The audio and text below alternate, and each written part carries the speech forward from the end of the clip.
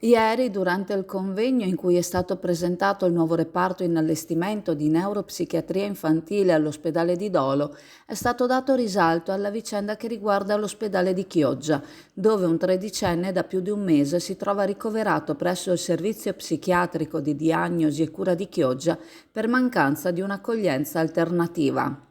Il Movimento per la difesa della sanità pubblica veneziana richiede quindi un intervento immediato, mentre i consiglieri regionali del Partito Democratico puntualizzano che non si possono ricoverare ragazzini in strutture psichiatriche per adulti. Accade a Chioggia, affermano, ma potrebbe accadere ovunque in Veneto e per questo è stata richiesta l'attivazione completa dei posti di neuropsichiatria infantile. Ci sono realtà, affermano, che assomigliano a vere e proprie carceri che, concludono, dovrebbero dotarsi di uno spazio dedicato ai ragazzi per le urgenze e emergenze, oltre a uno spazio esterno. Intanto si sta lavorando al nuovo reparto di Dolo che dovrebbe essere pronto per il prossimo novembre.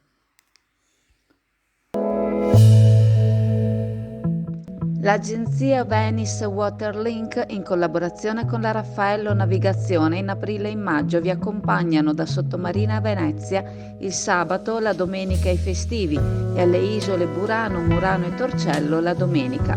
Per maggiori informazioni telefonare allo 041 8626 373 per prenotazioni online sul sito venicewaterlink.com.